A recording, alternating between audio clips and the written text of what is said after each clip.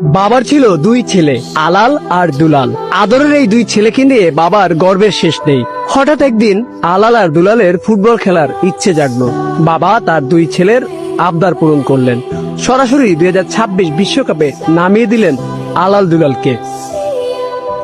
বড় ভাই আলালকে দিল সহজ গ্রুপে, আর ছোট ভাই দুলালকে দিল কঠিন গ্রুপে, যেন বড় ভাই আলালের মতো দুলাল পরিশ্রমী হয়ে ওঠে। আর বয়স বিবেচনায় আলাল খেলতে লাগলো সহজ গ্রুপে। বাবার মুখে হাসি ফুটিয়ে আলাল আর দুলাল সব থেকে বেশি গোলে এগিয়ে থাকলো।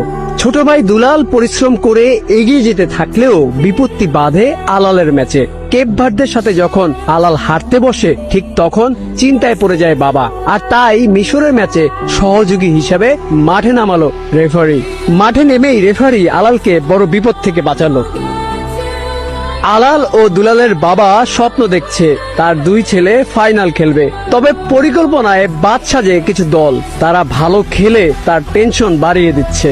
এজন্য আলালের খেলায় দুলালের রেফারি ও দুলালের খেলায় আলালের রেফারি নিয়োগ দিয়েছে।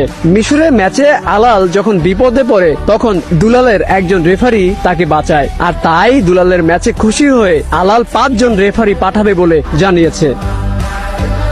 এখন শুধু সময়ের অপেক্ষা। আলাল দুলাল খেলবে ফাইনাল। এক ভাই কাপ নেবে, আর এক ভাই গোল্ডেন বুট নেবে। খেলা শেষে দুই ভাই একসাথে কক্সবাজার ট্যুর দিবে।